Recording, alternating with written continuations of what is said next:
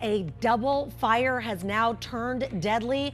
12 News journalist Troy Lynch, he is live there now after he was hearing from Phoenix fire crews there about what exactly has happened. Let's check in and see if we have Troy this morning. Troy, also understand that you spoke with neighbors. I mean, what did they tell you?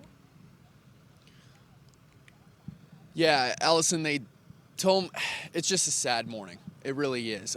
So like we said, there was a woman who passed away during this double house fire. She lived on the west home just right behind me. I was able to very briefly speak with her son, who found out right when we got here, and he was devastated and just fell to his knees. He was just so sad. And just to kind of shared that experience with them really has shaken us up here.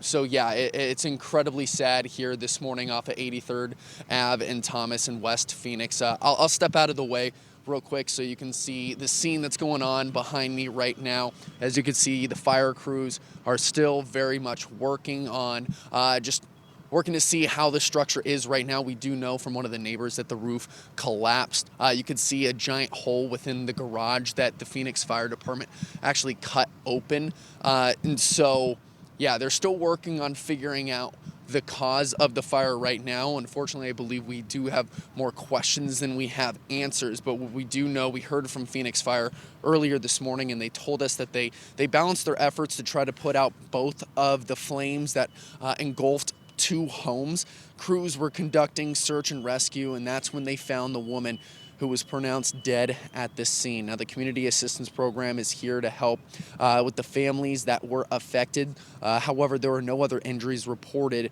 to the people in the homes or the firefighters. Now, we don't know exactly how many other people were affected. We're just currently talking with neighbors, and maybe even we can talk to the son again, but we're trying to give them their privacy and their space during this incredibly difficult time. But like I said, Phoenix Fire is still investigating the cause of the fire. I was able to get some new video that one of the neighbors took.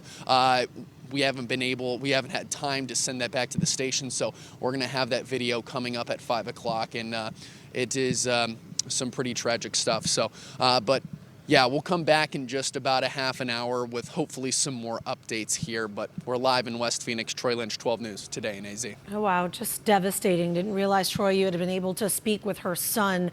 And of course, we're thinking about them this morning.